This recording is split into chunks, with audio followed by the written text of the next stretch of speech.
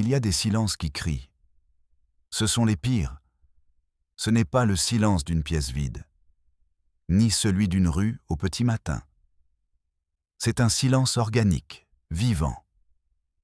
Un silence qui se nourrit de ce qui n'est pas dit, de ce qui est caché en plein jour. L'hôpital général de San Cristobal de las Casas, au cœur des hauts plateaux du Chiapas, est construit sur l'un de ces silences. Ses fondations ne sont pas en béton. Elles sont faites de secrets. Si l'on s'arrête au milieu d'un couloir à 3 heures du matin, quand il ne reste plus que le bourdonnement des lampes fluorescentes et le murmure lointain d'un moniteur cardiaque, on peut le sentir. C'est un poids dans l'air, une densité, comme l'humidité qui colle à la peau et aux os. Les murs de cet endroit ont une mémoire. Elles se souviennent de l'écho des pleurs qui n'ont jamais été enregistrés. Elles se souviennent du poids des petits corps qui sont entrés, mais qui ne sont jamais ressortis par la porte principale. Elles se souviennent des regards des femmes qui sont arrivées avec un abîme dans les yeux et qui sont reparties avec un désert dans l'âme. L'odeur de l'hôpital est un mélange étrange. Antiseptique, chlore, maladie. Mais sous tout cela, il y a une odeur plus ancienne. L'odeur de la terre humide, du bois brûlé et de la peur. La peur est une odeur douceâtre, métallique. Ici, elle s'est imprégnée dans le plâtre des murs. Ici, l'horreur n'a pas besoin de masque ni de couteau. L'horreur porte une blouse blanche. Et elle a les yeux les plus tristes et les plus bleus que vous puissiez imaginer. Je m'appelle Padre del Valle. Et vous êtes sur Reality Mexico. L'histoire que vous allez entendre est une descente dans l'un des aspects les plus sombres de la condition humaine. C'est un endroit où la compassion et le crime se côtoient, où un acte de piété peut être, en même temps, une monstruosité. Je ne vous demande pas de juger. Pas encore. Je vous demande d'écouter. Ressentez le froid de ces couloirs. Essayez de comprendre la logique perverse qui peut pousser un homme à devenir à la fois un dieu et un démon. Tout cela pour protéger les agneaux d'une meute de loups qui dorment dans leur propre maison. Si vous pensez que la vérité doit être dite, aussi douloureuse soit-elle, abonnez-vous, accompagnez-moi. Car ce n'est qu'en faisant la lumière sur ces ténèbres que nous pourrons, un jour, les dissiper. Notre meilleure histoire ne commence pas par un crime. Elle commence par un rêve. Le rêve de Sofia Mendoza. Sofia était infirmière. Mais ce n'était pas seulement une profession. C'était une vocation inscrite dans son ADN. Elle avait 24 ans et une énergie qui semblait inépuisable. Elle est née et a grandi à Monterrey, une ville d'acier et de précipitation, et dans son esprit, la médecine était une science exacte. Un ensemble de protocoles, de diagnostics et de solutions. Un système conçu pour guérir. Lorsqu'elle a annoncé à sa famille qu'elle ferait son service social dans un hôpital rural du Chiapas, sa mère s'est presque évanouie. « Le Chiapas ? Tu es folle ?» lui a-t-elle dit, le visage marqué par l'horreur. « Il n'y a rien là-bas. C'est un autre monde. C'est dangereux. » Son père était plus pragmatique. « Ma fille, ton avenir est ici. Dans les grands hôpitaux privés. Pas dans une clinique en adobe perdue dans la Sierra. » Mais Sofia était têtue. Son idéalisme était une armure brillante. « C'est précisément pour cela que j'y vais, » répondit-elle. « Je vais là où l'on a le plus besoin de moi. Je vais faire la différence. » Elle y croyait de toutes ses forces. Le jour où elle arriva à San Cristobal, la réalité la frappa avec la force d'une vague. La chaleur humide et étouffante. Le chaos de la petite gare routière. Les regards impénétrables des gens. C'était effectivement un autre monde. L'hôpital l'accueillit avec son odeur caractéristique. Une bouffée d'antiseptique et de désespoir. Il était plus petit qu'elle ne l'avait imaginé, et plus vieux. Les murs étaient tachés d'humidité. Le sol en linoléum, usé par des millions de pas, laissait apparaître le ciment à plusieurs endroits. Dans la salle d'attente, une foule silencieuse et patiente attendait, des familles entières, vêtues de vêtements usés et la peau tannée par le soleil. L'infirmière en chef, une femme sévère nommée Mathilde, l'accueillit sans sourire. « Encore une de la ville », murmura-t-elle, plus pour elle-même que pour Sophia. « Voyons combien de temps tu tiendras le coup. » Sophia ne se découragea pas. Elle sourit. « Je viens aider autant que je peux. » Mathilde poussa un soupir qui pouvait signifier n'importe quoi. Les premiers jours furent un véritable baptême du feu. L'hôpital était perpétuellement débordé. Il manquait des médicaments, il manquait des lits, il manquait du personnel. Sophia courait dans tous les sens, apprenant à poser une perfusion d'une main tandis que de l'autre, elle tenait la tête d'un enfant fiévreux. Mais au milieu du chaos, elle trouva sa vocation. Elle parlait aux patients. Elle leur tenait la main. Elle traduisait les explications techniques et rapides des médecins dans un langage que les familles pouvaient comprendre. Elle apprit quelques mots en tzotzil et en tzeltal, ce qui lui valut des sourires timides et des gestes de gratitude.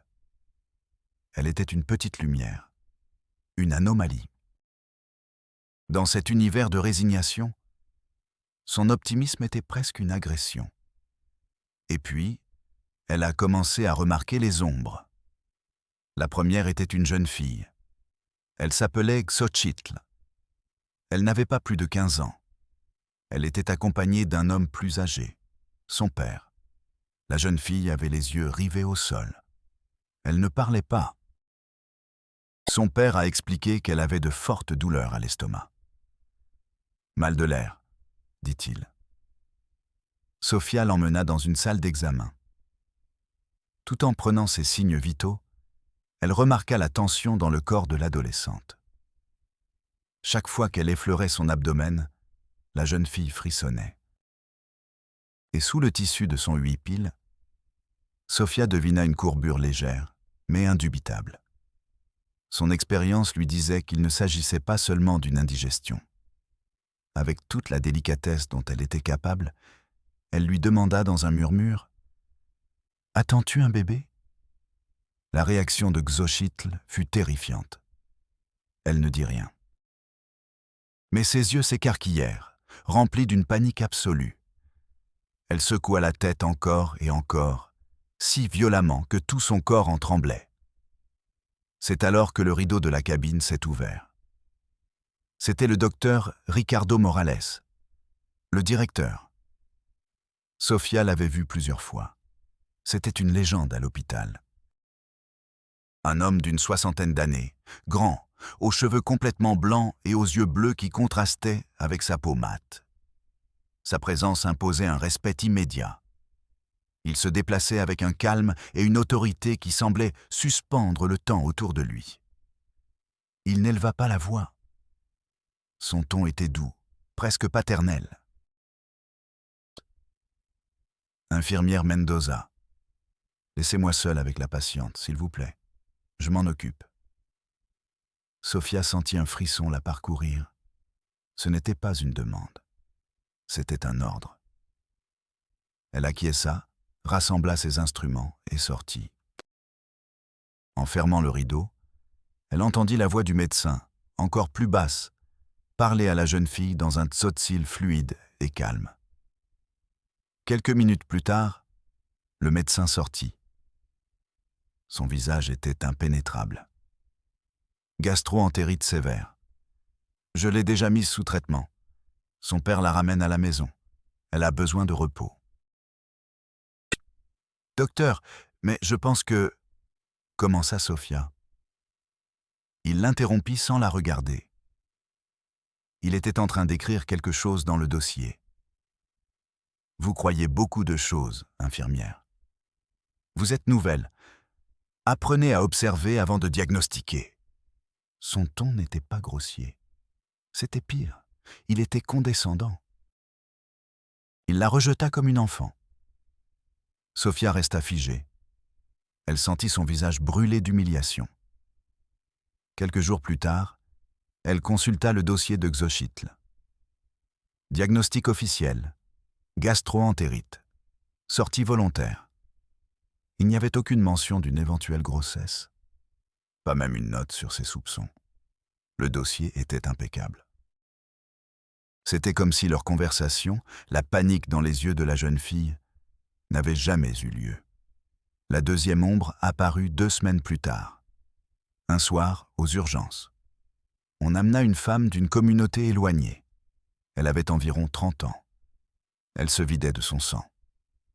Son mari et son beau-frère l'accompagnaient. Ils la laissèrent sur un brancard et restèrent dans un coin, murmurant entre eux. Ils ne s'approchèrent pas d'elle.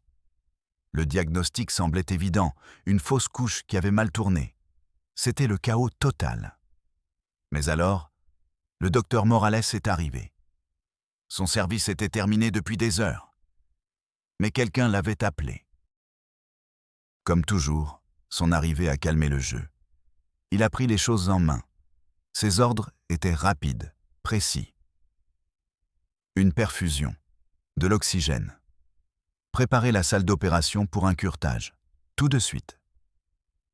Sophia a assisté à l'intervention. Elle se souvient de l'odeur métallique du sang. Elle emplissait toute la salle d'opération. Elle se souvient de l'expression du docteur. Une concentration absolue.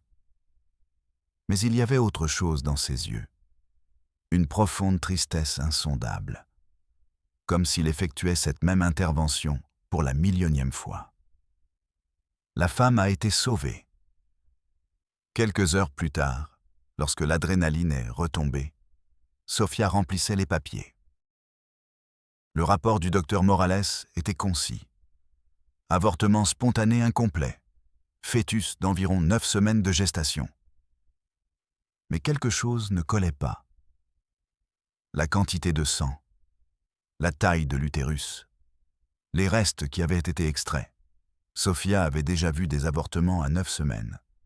Ce cas était différent, il était beaucoup plus avancé. Il ressemblait à un accouchement à terme. Un accouchement qui avait été caché ou interrompu. Elle regarda l'écran. 9 semaines. Un mensonge. Un mensonge simple, net, tapé dans un rapport officiel. Elle sentit une vague de nausée la submerger.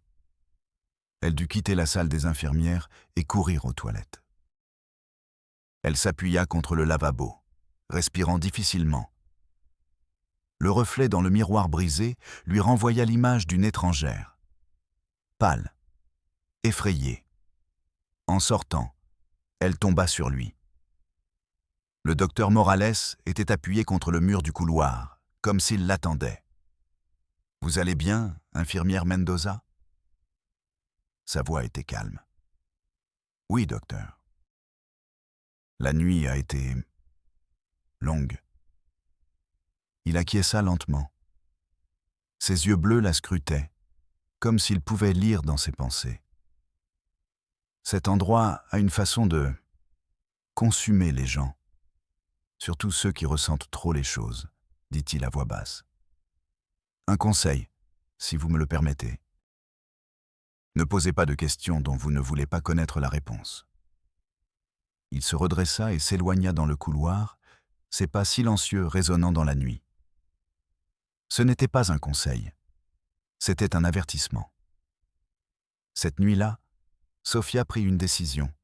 Elle cessa d'être l'infirmière idéaliste qui voulait changer le monde. Elle devint une espionne.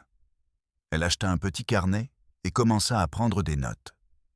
Des dates, des noms, des diagnostics qui ne collaient pas, des filles qui arrivaient avec des infections rénales et repartaient le regard vide.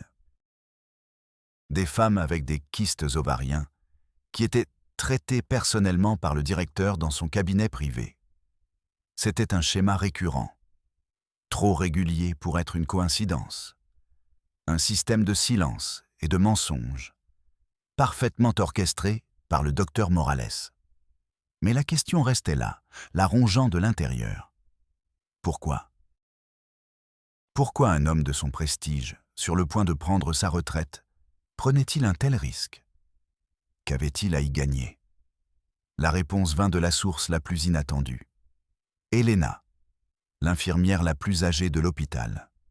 Une petite femme ridée, qui semblait faite de la même matière que les montagnes du Chiapas. Elle était là depuis 40 ans. Elle avait tout vu. Un après-midi, Elena la trouva dans la salle de repos, en train d'écrire fébrilement dans son carnet.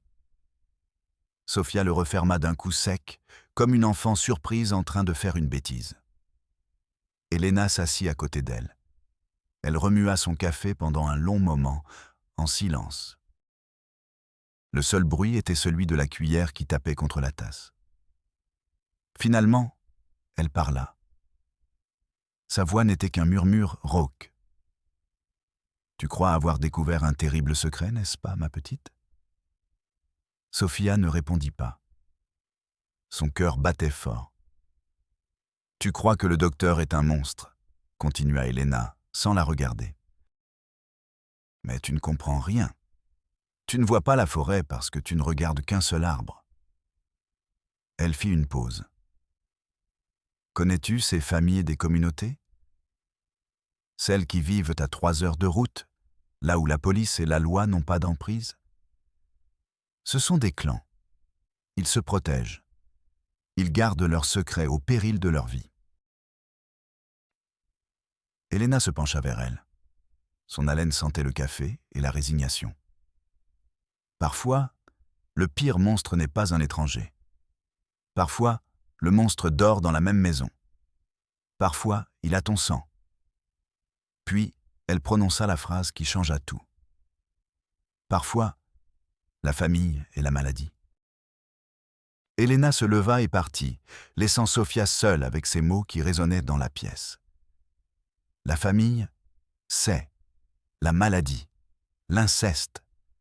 Le mot ne lui vint pas à l'esprit. Il explosa. Ce fut une détonation nucléaire qui réorganisa tout son univers. Soudain, toutes les pièces s'emboîtaient. La panique dans les yeux de Xochitl. Le refus violent. Le mari et le beau-frère qui ne touchèrent pas la femme qui se vidait de son sang. Les filles qui arrivaient avec leurs parents ou leurs oncles et qui n'osaient pas lever les yeux du sol. Le silence. Ce silence maudit, épais et omniprésent. Une grossesse issue d'un inceste dans ces communautés fermées n'était pas une honte. C'était une abomination. Une tache sur l'honneur de toute la famille. Une condamnation à mort sociale pour la femme. Et, souvent, une condamnation à mort littérale pour le bébé. Un bébé qui était la preuve vivante du crime. Et le docteur Morales, ce n'était pas un criminel. C'était un chirurgien social. Il amputait le problème avant que la gangrène ne se propage. Il falsifiait des dossiers, pratiquait des interventions secrètes, effaçait l'existence de ces grossesses interdites. Il ne le faisait pas pour l'argent, ni pour le pouvoir. Il le faisait pour protéger les victimes d'un destin infiniment pire. Sofia sentit le sol disparaître sous ses pieds. Elle s'appuya sur la table. Le carnet dans son sac pesait désormais comme un bloc de plomb. Elle était prise dans un paradoxe moral impossible. Dénoncer le docteur Morales signifiait exposer des dizaines de victimes.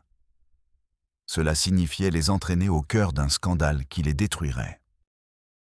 Cela signifiait les livrer à un système judiciaire qui, comme elle le pressentait, ne saurait pas ou ne voudrait pas les protéger. Se taire signifiait devenir complice. Complice d'avortements illégaux. Complice d'un mensonge massif. Complice d'un homme qui jouait à être Dieu. Elle avait besoin de l'entendre de sa bouche. Elle avait besoin qu'il lui confirme l'horreur. Cette nuit-là, elle l'attendit. Elle le trouva dans son bureau. La seule lumière provenait d'une lampe de bureau qui éclairait son bureau, couvert de papier. La pièce sentait le café froid et des décennies de fatigue. Quand elle entra, il ne sembla même pas surpris. Il retira ses lunettes de lecture. « Entrez, infirmière Mendoza. Fermez la porte. » Sa voix était grave et teintée d'une fatigue qui allait au-delà du physique. Sofia se planta devant son bureau. Son cœur battait à tout rompre dans ses tempes. Les grossesses. Vous les faites disparaître. Ce n'était pas une question. C'était une affirmation. Il s'adossa à son vieux fauteuil en cuir qui craqua comme s'il se plaignait. « Disparaître est un mot intéressant, » dit-il avec un demi-sourire triste.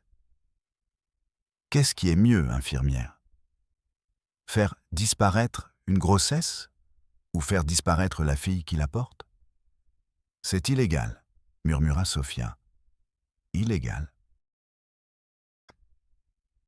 dit-il avec un léger rire, sans chaleur.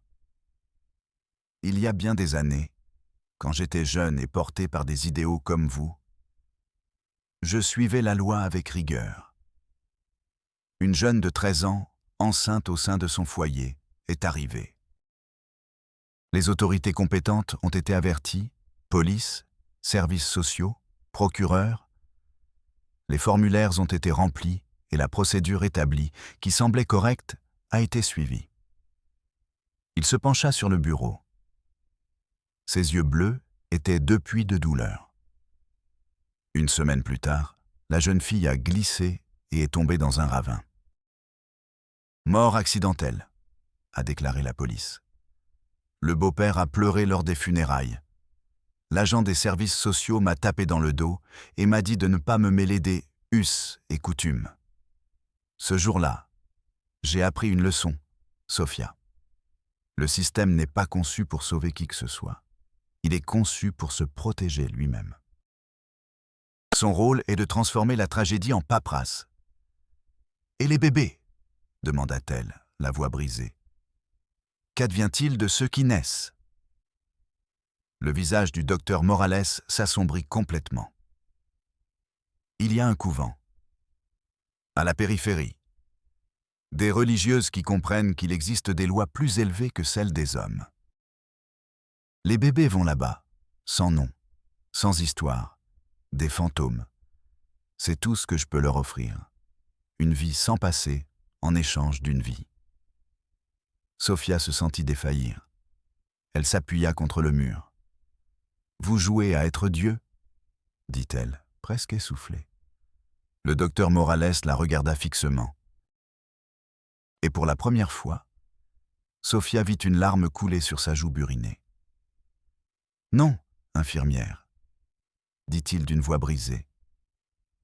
Dieu a depuis longtemps cessé de regarder de ce côté-ci du monde.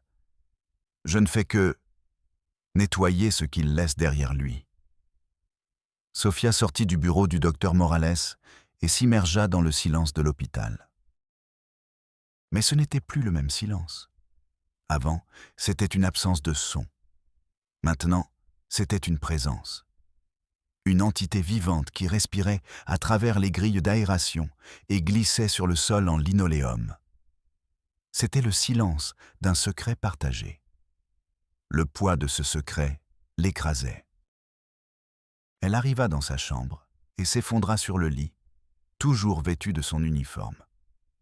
Elle regarda le plafond fissuré et vit le visage du docteur Morales. Elle vit la larme solitaire qui coulait sur sa joue. Elle vit la défaite d'un homme qui avait lutté pendant 30 ans contre un fantôme. Et maintenant, ce fantôme, c'était elle. Les jours qui suivirent furent une torture. Le monde s'était divisé en deux pour Sofia. Ceux qui savaient et ceux qui ne savaient pas. Ceux qui savaient agissaient avec une chorégraphie silencieuse et précise. Elle vit Elena, la vieille infirmière, intercepter une famille désorientée dans la salle d'attente. Avec quelques phrases en tzotzil et une main sur le bras d'une jeune fille terrifiée, elle la détournait du flux normal des patients. Elle l'emmenait dans une salle de repos et lui offrait une tisane à la camomille. Et elle attendait. Elle attendait que le docteur Morales ait un créneau. Je voyais Ramon, le responsable des archives.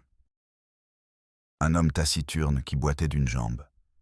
Lorsqu'une de ses patientes était autorisée à sortir, le dossier passait entre ses mains. Et parfois, une page cruciale, celle qui détaillait la procédure réelle, était égarée. Ramon haussait les épaules, avec une expression d'impuissance parfaitement répétée. Avec ce désordre, mademoiselle, c'est un miracle que nous trouvions quoi que ce soit. Je voyais Miguel, le conducteur de l'ambulance de nuit. Parfois, il devait faire un trajet non officiel, un trajet sans journal de bord, un trajet à la périphérie de la ville, près d'un couvent aux murs élevés. Il revenait avec l'ambulance vide et le regard perdu dans l'horizon, comme s'il revenait d'un enterrement. C'était une conspiration, une confrérie de pêcheurs compatissants. Et Sofia était sur le seuil, ne sachant pas si elle devait entrer ou s'enfuir. Elle essaya de continuer comme si de rien n'était, de faire son travail. Mais le mensonge l'empoisonnait. Chaque fois qu'elle devait écrire « infection urinaire » dans le dossier d'une jeune fille qui souffrait clairement des séquelles d'un avortement provoqué, elle sentait ses doigts brûler. Chaque fois qu'elle devait sourire à un père qui sentait l'alcool et la culpabilité, elle sentait le goût du vomi dans sa gorge. Le point de rupture est survenu un mardi après-midi. Une jeune fille est arrivée. Elle s'appelait Lucia. Elle avait 14 ans, mais en paraissait 11. Elle était petite, fragile, avec 2 longues tresses et de grands yeux effrayés. C'est son oncle qui l'avait amenée. Un homme corpulent avec un sourire qui n'atteignait pas ses yeux. Le diagnostic officiel était une appendicite aiguë, une douleur abdominale qui nécessitait une observation. C'était un mensonge. Lucia était enceinte, et son oncle était le père. Sofia l'a su dès qu'elle a vu la façon dont il la regardait, un regard possessif, et la façon dont elle se recroquevillait chaque fois qu'il s'approchait. Morales est chargé de l'affaire. Sofia a dû préparer Lucia pour l'intervention. Elle a dû lui dire qu'ils allaient lui faire un nettoyage pour soigner l'infection. Lucia l'a regardé depuis la table d'opération. Ses yeux étaient depuis de peur. « Ça va faire mal ?» a-t-elle murmuré. Sa voix était si faible qu'elle s'est presque brisée. Sofia sentit son propre cœur se briser en 2. « Non, ma chérie. Nous allons te donner un médicament pour que tu dormes. Quand tu te réveilleras, tout sera fini. » C'était la phrase du protocole, la phrase qu'on utilisait toujours. Mais en la prononçant, Sofia eut l'impression de s'étouffer. Elle lui injecta le sédatif. Elle vit les yeux de Lucia se fermer lentement.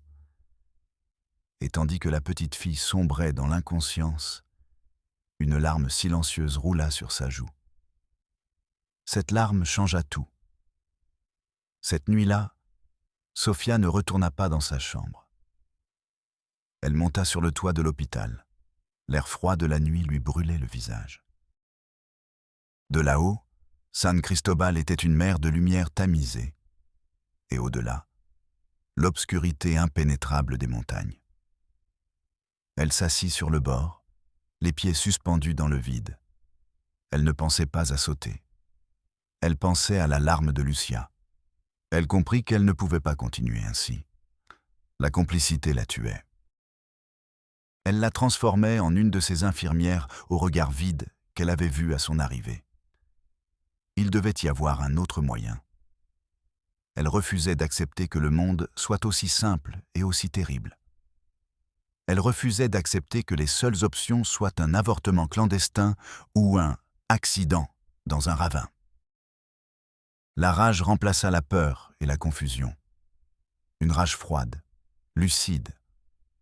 Si le docteur Morales était l'architecte d'une solution monstrueuse et que le système était un mur d'indifférence, elle trouverait une faille. Ou elle la créerait de force. Elle descendit du toit et devint une autre personne. Sa mission n'était plus de comprendre, c'était d'agir. Pendant les 3 semaines qui suivirent, Sofia mena une double vie. Le jour, elle était l'infirmière Mendoza, efficace et discrète. La nuit, elle était une enquêtrice, une taupe. Elle commença à rassembler des preuves. Les nuits où elle était de garde, elle se glissait dans le bureau des archives de Ramon. Avec son téléphone, elle photographiait les dossiers. Le rapport d'admission, puis le rapport de sortie, signé par Morales, avec le faux diagnostic. Elle créa un dossier crypté sur son téléphone. Elle l'appela « Le silence ». Elle contacta, avec beaucoup de prudence, la cousine d'une des filles qui avait été traitée quelques mois auparavant. Elle la rencontra au marché, faisant semblant d'acheter des légumes. Au début, la femme a refusé de parler. La peur la paralysait. Mais Sofia ne l'a pas pressée.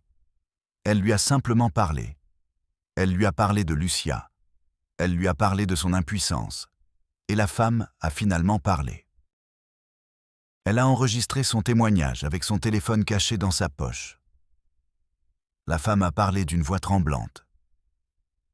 Elle a raconté que sa cousine avait été abusée à plusieurs reprises par son propre père, que la famille le savait, mais se taisait pour ne pas causer de problème. Elle a dit que le docteur Morales avait été son seul secours. Elle a obtenu les horaires de l'ambulance de Miguel et a noté les nuits des transferts fantômes. Son petit carnet se remplit d'informations, des dates, des noms, des incohérences, des témoignages. C'était une bombe à retardement. Elle savait qu'elle ne pouvait rien faire à San Cristobal. Le réseau de Morales était trop étendu. Son influence, trop grande. Elle devait quitter son fief. Elle devait se rendre dans la capitale de l'État, à Tuxtla Gutiérrez. Là-bas, les us et coutumes ne seraient pas une excuse. Là-bas, la loi était la loi. Du moins, c'est ce qu'il voulait croire. Il avait besoin d'une excuse pour s'absenter. Il demande 2 jours de congé. L'excuse, une urgence familiale. Sa grand-mère était malade. Il dut les demander directement au docteur Morales. Il entre dans son bureau. Comme toujours, celui-ci était entouré de papiers. « Docteur, j'ai besoin de 2 jours de congé. Ma grand-mère est malade. » Il leva les yeux. Ses yeux bleus la scrutèrent pendant une longue, très longue seconde. Sofia eut l'impression qu'il pouvait voir à travers elle, qu'il pouvait voir le dossier crypté dans son téléphone, le carnet dans son sac, le mensonge sur ses lèvres. « Bien sûr, infirmière, » dit-il finalement. Sa voix était douce. « La famille passe avant tout. Allez-y. » Mais alors qu'elle se retournait pour partir, il ajouta « Fais attention dans la capitale, Sofia. C'est une jungle différente de la nôtre, plus dangereuse. » Sofia resta figée. Il savait. Il ne connaissait pas les détails. Mais il savait qu'elle allait faire quelque chose, et il ne l'en empêcha pas. Le trajet en bus jusqu'à Tuxtla fut surréaliste. Sofia s'assit près de la fenêtre, regardant défiler le paysage verdoyant et chaotique du Chiapas. Elle se sentait comme l'héroïne d'un film. La jeune héroïne qui se rend dans la capitale, avec les preuves qui feront tomber le système corrompu. Elle répétait son discours dans sa tête. Elle serait claire, concis, professionnelle. Elle présenterait les preuves de manière irréfutable. Elle imaginait les procureurs, des hommes et des femmes intègres, l'écoutant attentivement, ouvrant immédiatement une enquête, envoyant une équipe à San Cristobal, protégeant les victimes, rendant justice. Sa naïveté était presque touchante. Le bâtiment du bureau du procureur général était une monstruosité de verre fumé et de béton. Un temple dédié à la bureaucratie. Il était conçu pour que tout le monde se sente petit et insignifiant. Et cela fonctionnait. La climatisation à l'intérieur était glaciale. Un contraste brutal avec la chaleur étouffante de la rue. La première ligne de défense du système était une réceptionniste aux ongles parfaitement manucurés et à l'air chroniquement ennuyée. « Avez-vous rendez-vous » demanda-t-elle, sans quitter des yeux son écran d'ordinateur où elle regardait une vidéo de chat. « Non, c'est une urgence. Je dois signaler une série de crimes graves. » La femme soupira. Un soupir théâtral, pour montrer clairement à quel point cela l'ennuyait. « Remplissez le formulaire 1A, section des plaintes des citoyens. » Elle lui glissa un papier à travers la fenêtre. Sophia passe 1 heure assise sur une chaise en plastique, remplissant le formulaire de son écriture serrée. Lorsqu'elle le rendit, la réceptionniste le regarda d'un air dédaigneux. « Ce n'est pas ici. C'est pour les plaintes administratives. Vous devez remplir le formulaire 2B, pour les plaintes pénales. » Elle lui donna un autre papier. C'était une copie carbone. Les questions étaient presque identiques. C'était la deuxième ligne de défense, l'épuisement bureaucratique. Après une autre heure d'attente dans la salle aux chaises en plastique orange, on l'appela. Mais ce n'est pas un procureur qui l'a reçu. On l'a fait entrer dans un petit bureau sans fenêtre, où un jeune homme vêtu d'un costume mal ajusté et avec des taches de café sur sa cravate l'attendait. C'était un stagiaire, un analyste de premier contact. « Allez-y, racontez-moi », a-t-il dit en ouvrant un fichier Word sur son ordinateur. Il a bâillé sans se couvrir la bouche. Sophia a commencé à parler. Elle essaya d'être claire et concise, comme elle l'avait répété.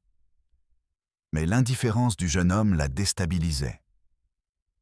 Il tapait avec 2 doigts, faisait des fautes, lui demandait de répéter les noms qu'elle venait de prononcer. « Inceste » dit-il en fronçant les sourcils. « Vous êtes sûr, c'est très primitif, non ?» Au bout de 20 minutes, il imprima 2 feuilles. « Signez ici. » Sophia lut ce qu'il avait écrit. C'était un résumé grossier, simplifié et truffé d'erreurs de sa plainte. L'horreur qu'elle avait tenté de transmettre était devenue une anecdote plate et sans vie. « Ce n'est pas ce que j'ai dit, » protesta-t-elle. « C'est le résumé pour le système, madame. Signez ou nous ne pouvons pas le transmettre. » Elle signa. Elle se sentait sale. Ils la firent attendre encore 1 heure. Finalement, la porte s'ouvrit et le directeur adjoint apparut. Un homme d'une 50aine d'années, aux cheveux gominés, vêtu d'un costume coûteux et arborant un sourire qui semblait sculpté dans la cire.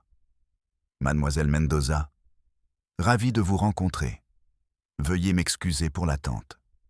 Je suis maître Armendaris. » Il la conduisit dans son bureau. Il était grand et offrait une vue sur la ville.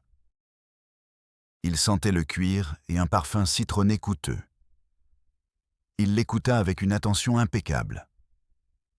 Il acquiesçait au bon moment. Il fronçait les sourcils. Il semblait être l'incarnation même de la justice. Lorsque Sophia eut terminé, épuisée, et posa son téléphone avec les photos et l'enregistrement sur la table en acajou, il se pencha en arrière sur sa chaise. « Impressionnant, » dit-il. « Votre dévouement est vraiment impressionnant, mademoiselle.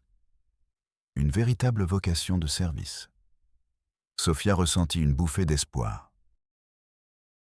« Mais, poursuivit-il, et ce mot changea tout, ce que vous me présentez, d'un point de vue strictement juridique, est un champ de mine. » Il commença à déconstruire son dossier avec la précision d'un chirurgien.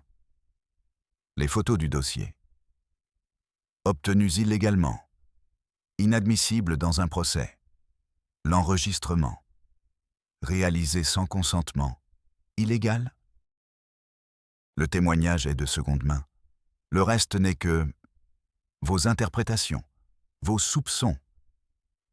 Mais le schéma est évident, s'exclama Sophia. Ah, le schéma, dit-il en souriant.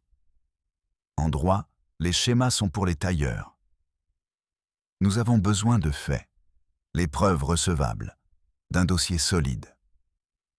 Il se leva et se dirigea vers la fenêtre. Et supposons, juste supposons, que nous parvenions à monter un dossier. Savez-vous ce qui se passerait? La presse, les noms des victimes dans tous les journaux, leurs visages à la télévision, la honte pour leur famille, la destruction de leur communauté. Au moment où un juge rendrait son verdict, si tant est qu'il le fasse, les vies que vous vouliez protéger seraient déjà réduites en cendres. Sa logique était un poison glacial. Alors, vous n'allez rien faire? Je n'ai pas dit cela, répondit-il en se tournant vers elle. Ce que je dis, c'est que nous devons être stratégiques. Votre plainte, en réalité, n'en est pas une. Il y en a plusieurs. Il retourna à son bureau et prit un stylo. Il commença à dessiner un diagramme sur un bloc-notes. D'un côté, nous avons une possible faute professionnelle médicale et une falsification de documents. Cela relève de la compétence du parquet chargé des fonctionnaires. De l'autre côté, nous avons des avortements illégaux. Cela relève du parquet chargé des délits contre la santé. Et enfin, le plus délicat, les enfants disparus. Cela relève du parquet spécialisé dans la recherche des personnes disparues. Il la regarda avec son sourire figé. Vous voyez le problème? Vous nous avez apporté une soupe et nous devons trier les ingrédients séparément. Nous ne pouvons pas ouvrir une enquête générale. Le système ne fonctionne pas ainsi. Ce n'est pas un film. Il ouvrit un tiroir et en sortit une liasse de formulaires. Ils étaient tous identiques. Ce que vous devez faire, c'est déposer une plainte officielle et distincte dans chacun des 3 services. Voici les formulaires 3A, 4C et, bien sûr, le 2B que vous connaissez déjà. Remplissez-en un pour chaque délit que vous présumez. Soyez très précise. Joignez les preuves correspondant à chaque cas. Une fois les dossiers ouverts, ils suivront leur cours légal. Le système n'était pas conçu pour échouer. Il était conçu pour atomiser l'horreur, pour la réduire en autant de morceaux bureaucratiques qu'elle en perdait toute sa forme, toute sa signification. Pour que chaque morceau se perde dans un labyrinthe de juridictions et de paperasserie jusqu'à mourir de faim. Sophia resta sans voix. Elle regarda les formulaires. Elle regarda l'homme souriant. Et elle comprit. Elle comprit le rire amer du docteur Morales. Elle comprit son épuisement infini. Elle ne se battait pas contre un homme. Elle se battait contre cela. Contre cette machine monstrueuse, parfaitement conçue pour ne rien faire. Elle se leva. Ses jambes tremblaient. « Merci, monsieur l'avocat », dit-elle d'une voix qu'elle ne reconnut pas. Elle ne prit pas les formulaires. Elle sortit du bureau, du bâtiment. La porte vitrée se referma derrière elle, scellant ce monde de climatisation et de cruauté polie. La chaleur de Tuxtla la frappa. Elle eut l'impression de remonter à la surface après avoir failli se noyer. Elle resta debout sur le trottoir, regardant passer les voitures, et pour la première fois de sa vie, elle se sentit complètement seule.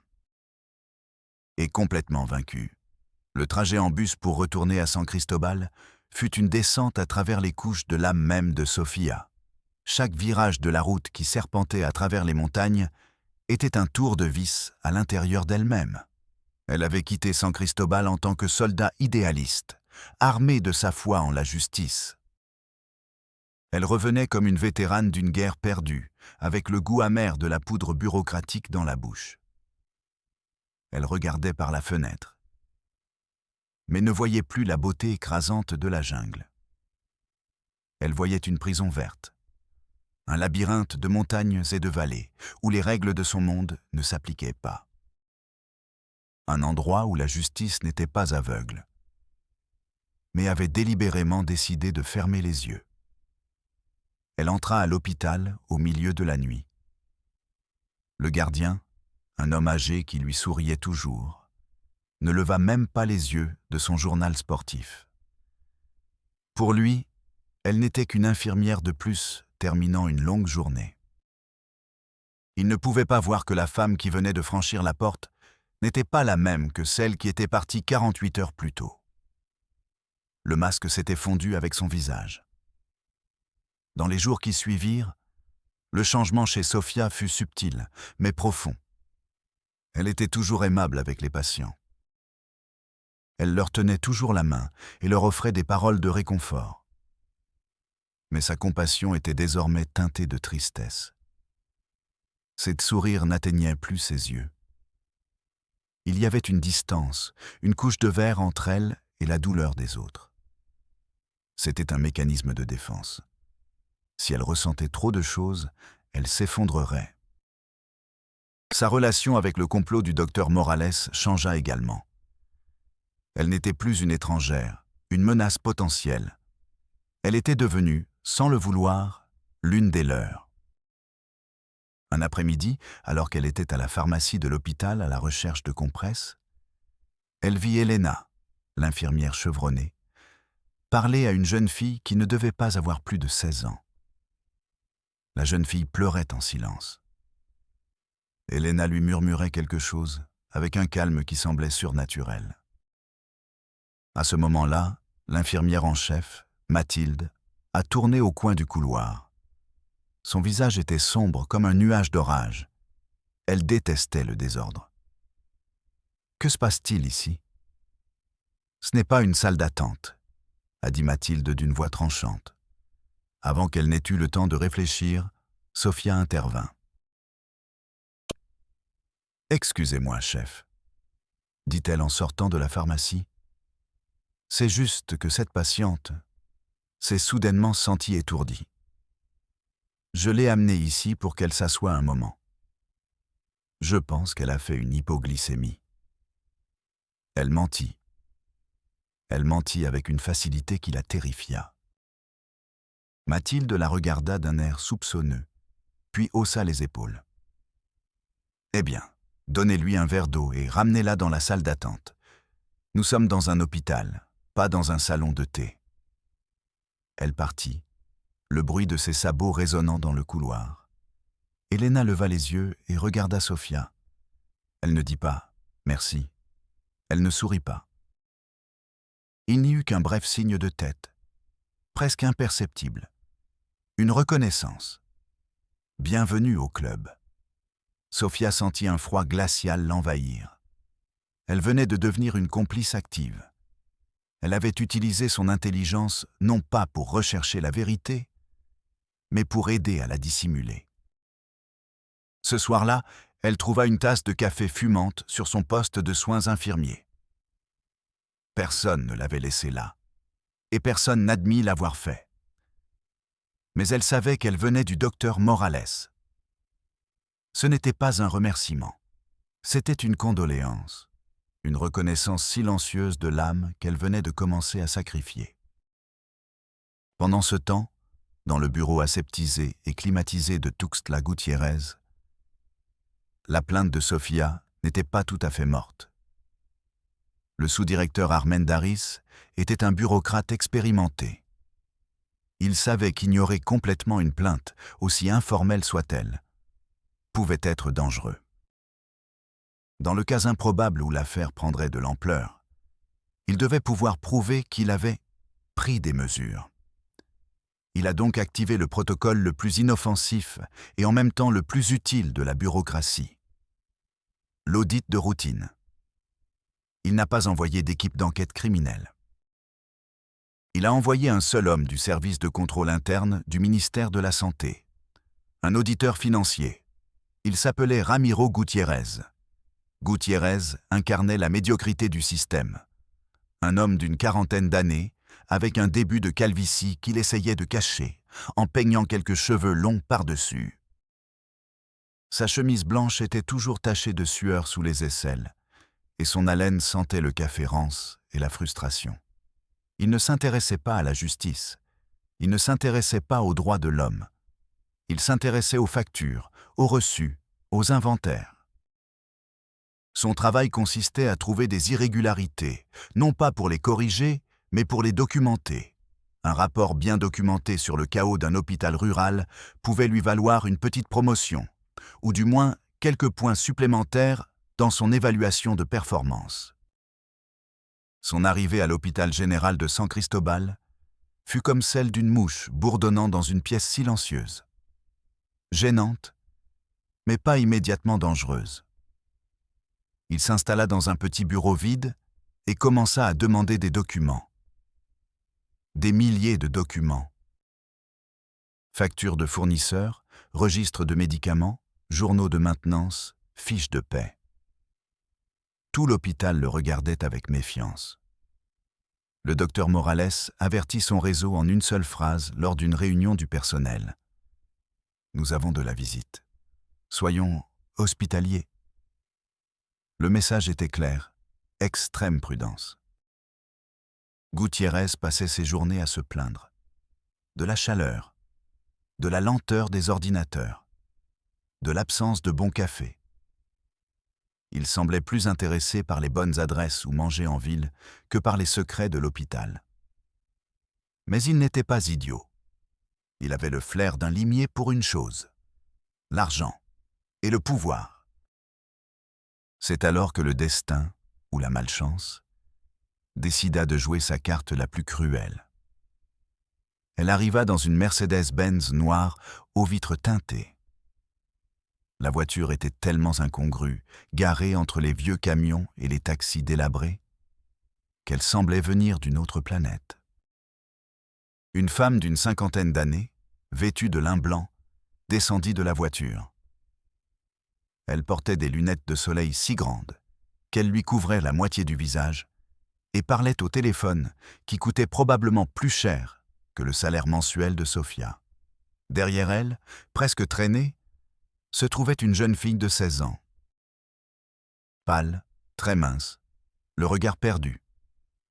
Ses vêtements de marque ne pouvaient cacher ni le renflement de son ventre, ni le désespoir dans ses yeux. Elles ne passèrent pas par la salle d'attente.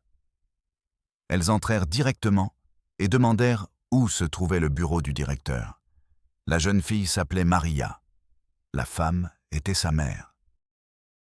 Et le père du bébé qu'elle attendait était son oncle, un député local en pleine ascension, un homme doté d'un réel pouvoir, de relations dans la capitale de l'État et d'une réputation à protéger à tout prix. L'auditeur Gutiérrez était dans le couloir, en train de se dégourdir les jambes, lorsqu'il les vit passer. Son regard de bureaucrate s'est posé sur le sac à main de la femme, sur ses chaussures dernier cri, sur l'aura de richesse et d'arrogance qui les entourait. Il en a pris mentalement note. La conversation dans le bureau du docteur Morales a été brève et brutale. « Docteur, » a dit la mère, sans même s'asseoir, « on nous a parlé de vous. On nous a dit que vous étiez un homme, discret et efficace. » Elle posa une épaisse enveloppe sur le bureau. « Nous avons un problème familial, une erreur de jeunesse. Un problème qui doit disparaître, sans laisser de traces. Le coût n'est pas un problème. » Le docteur Morales regarda l'enveloppe. Puis il regarda la jeune fille, Maria, qui restait debout près de la porte, comme une statue. À ce moment-là, tout son monde s'écroula. Son système, son réseau de compassion, construit au prix de 30 ans de sacrifices pour protéger les victimes les plus vulnérables, était en train d'être détourné. Il était en train d'être transformé en un service de nettoyage pour les péchés des puissants. Il se sentit sale, profané. Mais il savait qu'il ne pouvait pas refuser. Le député était un homme dangereux. Un « non » ne serait pas seulement un refus. Ce serait une déclaration de guerre. Une guerre qu'il ne pouvait pas gagner. Un scandale public détruirait non seulement lui, mais aussi tout son réseau. Il exposerait toutes les femmes qui l'avaient aidé. Il a accepté. « Nous ferons ce qu'il faut », a-t-il dit, et sa propre voix lui a semblé étrange. Maria fut admise dans une chambre privée, la seule de l'hôpital. Le diagnostic officiel, observation pour anémie sévère. La machine du silence se mit en marche. Mais cette fois, les rouages grinçaient. Cela semblait forcé, sordide. Sophia vit l'admission. Elle vit la voiture. Elle a vu l'enveloppe changer de main à travers la porte entr'ouverte du bureau du directeur. Et quelque chose en elle, la dernière étincelle d'idéalisme qui avait survécu au massacre de Tuxtla, s'est transformée en une flamme froide de rage. C'était une chose de protéger une petite fille terrifiée de son père violeur. Mais c'en était une autre d'utiliser cette même machine pour couvrir le crime d'un politicien corrompu. Ce n'était pas de la pitié. C'était de la complicité avec le mal. L'auditeur Gutiérrez, depuis son petit bureau, remarqua également l'anomalie. La patiente dans la chambre privée. Les visites nocturnes d'une voiture officielle. La tension palpable parmi le personnel, chaque fois que quelqu'un s'approchait de ce couloir. Sa paresse s'est dissipée. Son instinct de prédateur bureaucratique s'est aiguisé. Il y avait là quelque chose d'important. Quelque chose qui allait au-delà de quelques factures gonflées. Il y avait là du pouvoir. Et là où il y a du pouvoir, il y a des secrets. Et les secrets, pour un homme comme Gutiérrez, étaient une monnaie d'échange très précieuse. Il commença à poser des questions, subtiles au début. Et cette patiente en chambre privée, une célébrité ? Demanda-t-il à l'une des plus jeunes infirmières. Que va-t-il se passer à l'hôpital ? La nièce du député est-elle toujours dans un état critique ? Demanda-t-il à l'homme de ménage. Il recueillait des fragments d'informations. Des rumeurs, des murmures. L'hôpital était devenu une cocotte-minute avec deux feux sous le couvercle. D'un côté, la solution imminente au problème de Maria. De l'autre, la curiosité grandissante de l'auditeur. Le docteur Morales était pris au piège entre les deux. Sophia le voyait dans les couloirs. Il ressemblait à un fantôme. Il avait perdu du poids. Ses yeux bleus, autrefois remplis d'une tristesse active, étaient désormais vides. Éteints. Le poids de 3 décennies était soudainement devenu toxique. Un soir, Sophia l'affronta dans le couloir désert. « Ce n'est pas bien, docteur, » lui dit-elle à voix basse. « Ce n'est pas pour cela que vous faites cela. » Il s'arrêta. Il la regarda. Pendant un instant, elle vit l'homme qu'elle avait rencontré lors de leur première nuit.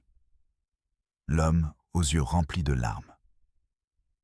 « Et quel autre choix ai-je, Sophia ?» répondit-il d'une voix à peine audible. « Dire non ? Et laisser cet homme utiliser son pouvoir pour nous détruire tous ? Pour fermer l'hôpital ? Pour laisser des milliers de personnes sans soins médicaux ? Parfois, pour sauver la forêt, il faut sacrifier un arbre, même si c'est un arbre pourri. » Il s'éloigna, la laissant seule avec cette logique brutale qui résonnait dans ses oreilles. Mais Sophia ne pouvait l'accepter. Le système qu'il avait vaincu à Tuxtla utilisait désormais le refuge du docteur Morales comme sa propre clinique privée de nettoyage des péchés. C'était la perversion ultime. Et tandis que la tempête se préparait entre les murs de l'hôpital, le corps de Maria suivait son propre cours biologique. Indifférent au secret, à la politique et à la morale. L'accouchement était proche, et avec lui, la collision inévitable de toutes les forces en jeu. Le silence était sur le point d'être rompu, et le bruit serait assourdissant. La tempête arriva sans prévenir. Comme le font souvent les tempêtes dans les hautes terres du Chiapas. Un après-midi, le ciel était dégagé et le soleil frappait la terre. 1 heure plus tard, le ciel prit une couleur violet foncé, et l'air devint immobile, lourd, comme si le monde retenait son souffle. Cette même nuit, Maria, la nièce du député, a commencé le travail. L'hôpital est devenu l'œil du cyclone. La mère de Maria, une furie contenue, parfumée de parfums chers et nerveuse, n'arrêtait pas de donner des ordres aux infirmières, comme si elles étaient ses servantes personnelles. Le député, qui était arrivé dans sa Mercedes, ne quittait pas le bureau du docteur Morales. Sa présence était un nuage de fumée de cigarettes et de menaces voilées. Il faut que ce soit propre, Ricardo. Tu comprends? Propre, sans laisser de traces, disait-il en arpentant le bureau comme un animal en cage. Le docteur Morales était assis à son bureau, plus pâle que jamais. Il ressemblait à une statue de cire.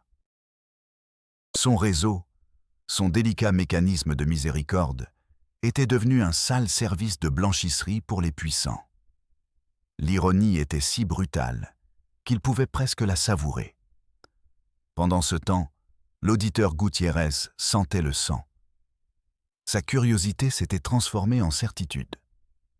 Il y avait là quelque chose d'important. Quelque chose qui pouvait propulser sa carrière médiocre. Il ne reste pas dans son bureau. Il rôdait dans les couloirs, un carnet à la main, faisant semblant de vérifier l'inventaire des extincteurs.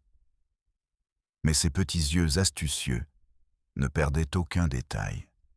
L'arrivée du député, les courses des infirmières, la porte fermée de la chambre privée. L'accouchement fut rapide et compliqué. Le corps de Maria, affaibli par la malnutrition et le stress, pouvait à peine le supporter. Le docteur Morales dut intervenir personnellement. Ses mains, qui avaient sauvé tant de vies, travaillaient désormais à dissimuler un péché qui n'était pas le sien. Sofia était là. Elle assistait à la scène. Elle tenait la main de Maria, qui s'y agrippait avec une force désespérée. Dans les yeux de la jeune fille, il n'y avait ni anticipation, ni joie. Seulement une terreur aveugle. Au milieu d'une contraction, Maria la regarda. « Je ne veux pas le voir », murmura-t-elle, la voix brisée par la douleur. « S'il te plaît, ne me laisse pas le voir. » Dans ce murmure, Sofia entendit l'écho de toutes les autres victimes. La même supplication, le même besoin d'effacer, d'oublier. Mais cette fois, c'était différent. Cette fois, la machine à oublier n'était pas au service de la victime, mais du bourreau. À 2h17 du matin, au milieu d'une panne d'électricité causée par la tempête, à la lumière des lampes de secours, un enfant est né. Un garçon. En bonne santé malgré tout. Il pleura avec une force qui semblait secouer les fondations de l'hôpital. C'était un cri de vie dans une pièce remplie de morts. Sofia fut la première à le prendre dans ses bras. Elle l'enveloppa dans une couverture. Pendant un instant, le petit corps s'est calmé dans ses bras. Ses yeux, encore gonflés, se sont ouverts et ont semblé la regarder. À ce moment-là, l'univers de Sofia s'est réduit à ce petit être. Tout le reste a disparu. Le député, l'auditeur, le docteur Morales, la bureaucratie, la loi, la morale. Tout s'est évanoui. Il ne restait plus que cet enfant, un être humain innocent, dont le seul crime était d'exister. La mère de Maria s'était tournée vers le mur, comme elle l'avait demandé. Elle ne voulait pas le voir. L'une des infirmières, suivant un protocole non écrit, emmena rapidement l'enfant, avant que ses pleurs n'alertent plus de personnes que nécessaire. Le docteur Morales termina la procédure avec Maria.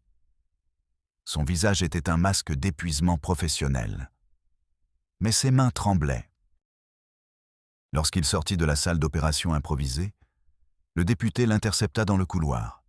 « C'est fini » demanda-t-il d'une voix rauque. « C'est un garçon. Ils vont bien tous les deux. »« Bien » dit le député, sans la moindre émotion.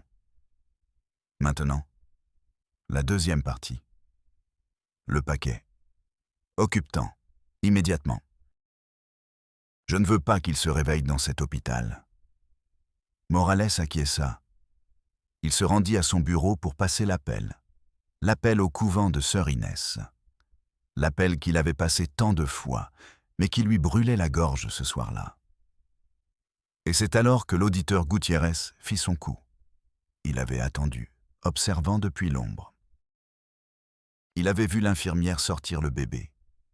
Il avait vu la conversation entre Morales et le député. Il entra dans le bureau du directeur, juste derrière lui, sans frapper. « Docteur Morales » dit-il avec un sourire triomphant. Sa voix, habituellement plaintive, dégageait désormais une confiance malsaine. Une nuit mouvementée, n'est-ce pas? On dirait qu'on a une naissance imprévue. Ça va complètement déséquilibrer les registres de maternité. Un problème comptable très sérieux. Ce n'était pas une question.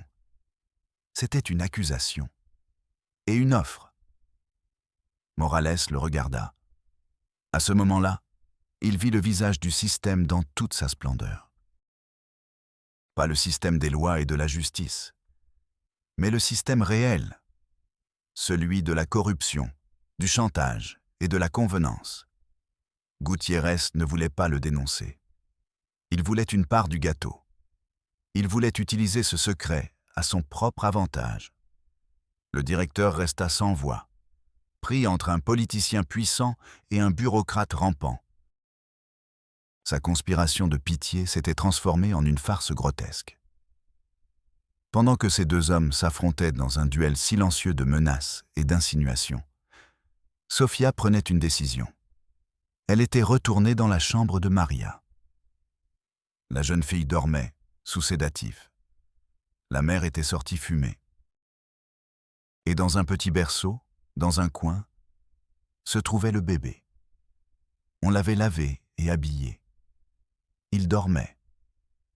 Sofia s'approcha. Elle le regarda. Elle vit le visage d'un enfant sans nom, un futur fantôme, un secret qui allait être enterré pour protéger un homme puissant.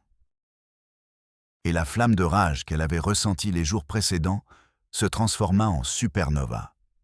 Toute la douleur, toute la frustration, toute l'impuissance qu'il avait accumulée depuis son arrivée au Chiapas se cristallisèrent en une seule pensée, claire et tranchante comme un morceau de verre. Non, pas cette fois, pas cet enfant, pas pour eux. Si le système de Morales avait été corrompu, si le système judiciaire ne servait à rien, alors elle créerait son propre système, un système à elle seule, basé sur une seule loi, la décence humaine. Elle agit avec un calme qui l'a surpris elle-même. Pas de panique, pas de doute. Elle fouilla dans le placard à fournitures et trouva un sac en toile. Elle y mit des couches, 2 biberons, une boîte de lait en poudre qu'elle savait être gardée pour les urgences. Puis, elle s'approcha du berceau. Avec une infinie délicatesse, elle souleva le bébé. L'enfant ne broncha pas. Il continua à dormir, inconscient du cataclysme qu'elle s'apprêtait à provoquer. Elle le serra contre sa poitrine. Elle sentit la chaleur de son corps, l'odeur de la vie nouvelle. Elle sortit de la chambre. Elle marcha dans le couloir d'un pas ferme. Elle ne courut pas. Elle ne se cacha pas. Elle passa devant le bureau ouvert du directeur. Morales et Gutiérrez étaient toujours là, enlisés dans leurs misérables négociations. Morales la vit. Il leva les yeux, et ses yeux bleus rencontrèrent les siens. Il vit le bébé dans ses bras. Il vit la détermination sur son visage. Et pendant une fraction de seconde, le temps s'arrêta. Sofia s'attendait à ce qu'il crie, qu'il l'arrête, qu'il donne l'alerte. Mais il ne le fit pas. Le docteur Morales resta immobile.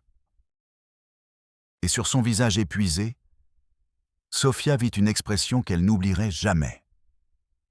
Ce n'était pas de la colère, ce n'était pas de la surprise, c'était du soulagement, une capitulation.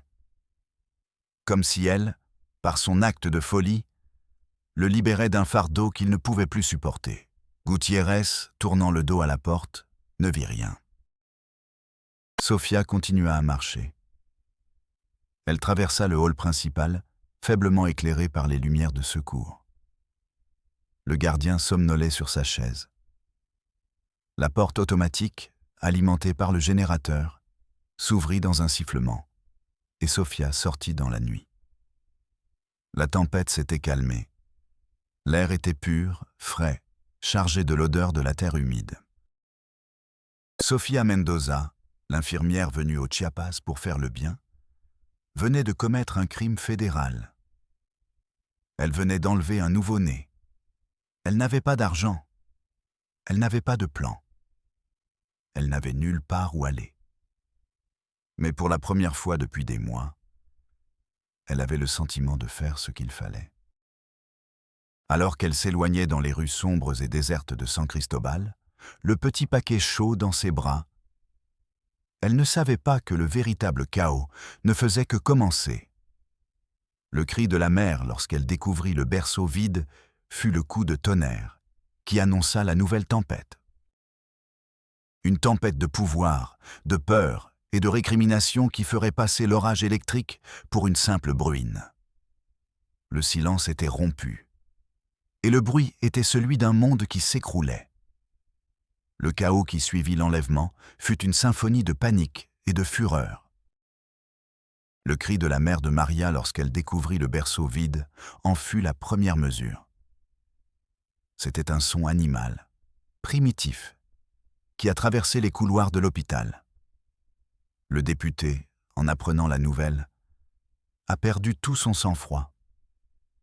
Il a cessé d'être un politicien calculateur et est devenu ce qu'il était réellement, un tyran au pouvoir. Son visage s'est congestionné de rage. Il a attrapé le docteur Morales par le col de sa blouse. « Trouvez cette salope et mon fils !» lui cria-t-il, le visage à quelques centimètres du sien. « Si cet enfant n'apparaît pas, ou si cette infirmière parle, je vous jure que vous pourrirez en prison et que votre hôpital de merde sera transformé en parking. » L'auditeur Gutiérrez, quant à lui, vit son opportunité en or s'envoler. Son moyen de chantage avait disparu. Pris de panique, et pour se couvrir, il fit ce que tout bon bureaucrate fait en cas de crise. Rédiger un rapport. Il courut à son bureau et se mit à taper un mémo urgent à l'intention de ses supérieurs à Tuxtla, détaillant de graves irrégularités, l'éventuelle soustraction d'un mineur et l'entrave à l'audit, se présentant comme un héros qui avait découvert le complot. Au milieu de ce chaos, le docteur Morales conserva un calme effrayant. Le calme d'un homme qui a déjà tout perdu. L'acte de Sofia, cette folie impulsive et suicidaire, avait été pour lui une sorte de libération. Elle avait brisé le cycle. Elle avait détruit son réseau, certes, mais elle l'avait aussi purifié de la souillure des puissants.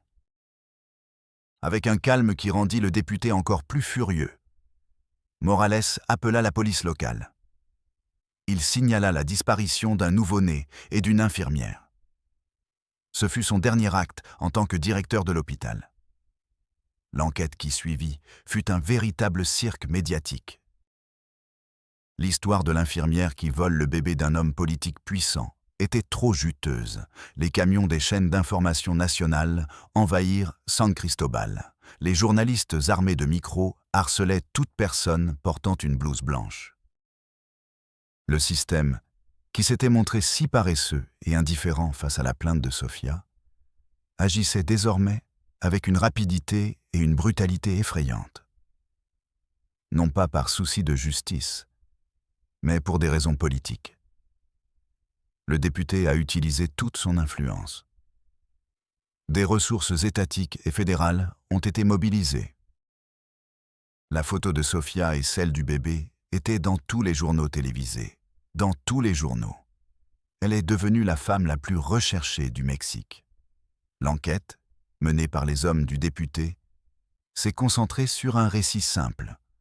Sofia était une femme déséquilibrée, une fanatique qui était devenue obsédée par le bébé et l'avait kidnappé.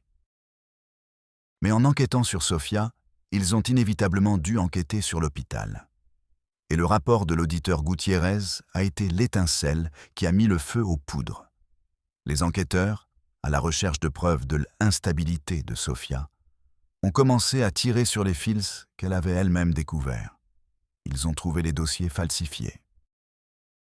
Les incohérences dans les registres de la pharmacie. Les journaux de bord de l'ambulance.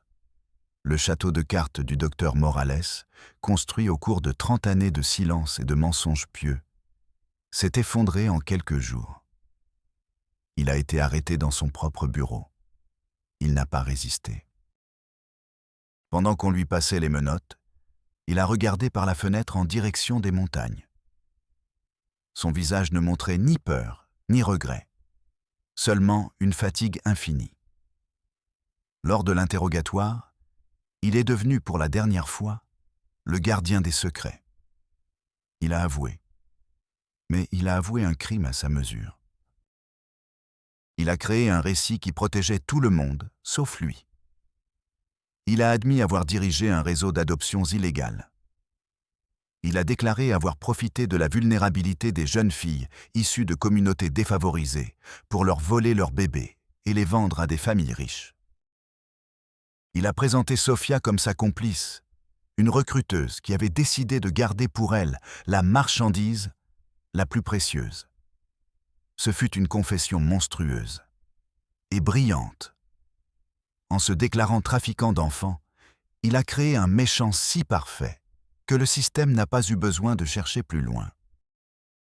Il a détourné l'attention de la vérité la plus profonde et la plus sordide, celle de l'inceste endémique, celle de la violence systématique contre les femmes dans ces communautés. Il n'a jamais prononcé le mot inceste. Il n'a jamais donné le nom d'une seule des filles qu'il avait aidées. Il a avalé tout le poison pour qu'elles puissent continuer à vivre, anonymes et à l'abri de la honte publique. Il s'est sacrifié. Le couvent de sœur Inès a été perquisitionné. Les vieilles religieuses ont été interrogées. Terrifiées, elles ont nié toute connaissance des faits. Les enfants fantômes qui vivaient là, ceux qui avaient grandi sans nom et sans histoire, ont été répertoriés, photographiés et absorbés par le système des orphelinats de l'État. Ils sont devenus des numéros de dossier. Leurs vies, nées d'un acte de compassion désespéré, ont été effacées et réécrites par la bureaucratie. Le député, satisfait, a retrouvé son image publique. Il s'est présenté comme la victime d'un réseau criminel. Son crime initial a été enterré sous le poids du scandale, qu'il avait lui-même contribué à amplifier. L'hôpital général de San Cristobal a été purgé. Un nouveau directeur, un administrateur de Tuxtla, sans aucun lien avec la communauté, a été nommé. Sa seule mission était de veiller à ce que les protocoles soient bien suivis à la lettre. Que chaque formulaire soit rempli. Que chaque diagnostic soit correct, quelles qu'en soient les conséquences humaines. Un an plus tard, une jeune fille de 14 ans est arrivée d'une communauté isolée. Elle était enceinte. Le nouveau système a fonctionné à la perfection. Le code violet a été activé. Le parquet spécialisé dans les crimes contre les femmes a été informé. Une enquête a été ouverte. Un numéro de dossier lui a été attribué. Conformément au protocole, la jeune fille a été renvoyée dans sa famille pendant que l'enquête avançait. 2 semaines plus tard, Ella Pivkla a été retrouvée au fond d'un ravin.